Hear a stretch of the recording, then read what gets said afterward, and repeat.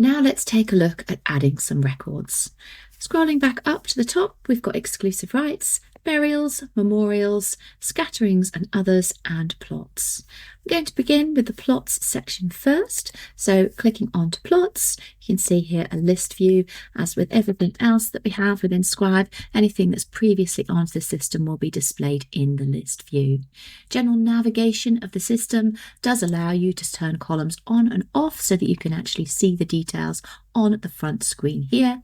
You can also filter by anything that you happen to see that you want to be searching for, and clicking onto search and filter to actually narrow down this list. So you might, for example, want to be looking at empty plots that you've got, so you can pop in a tick to say, is it empty? Click onto yes, search and filter, and anything where we've got obviously the number buried as being 0 will actually be returned in the management of your plots.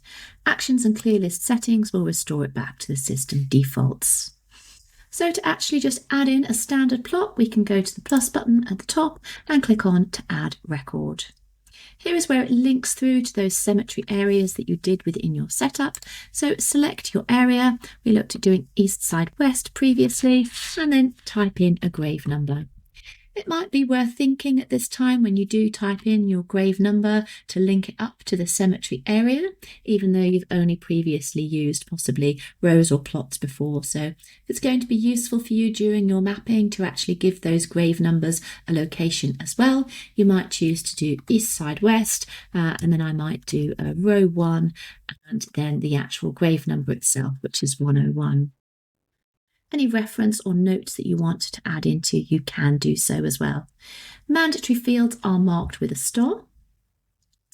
There is additional grave information that you can put into this plot, such as the size of the grave, the depth of the grave, the remaining depth and the remaining capacity. There's also a tick box here as to whether future burial is possible in the grave, along with being able to attach or upload any file or image to the plot.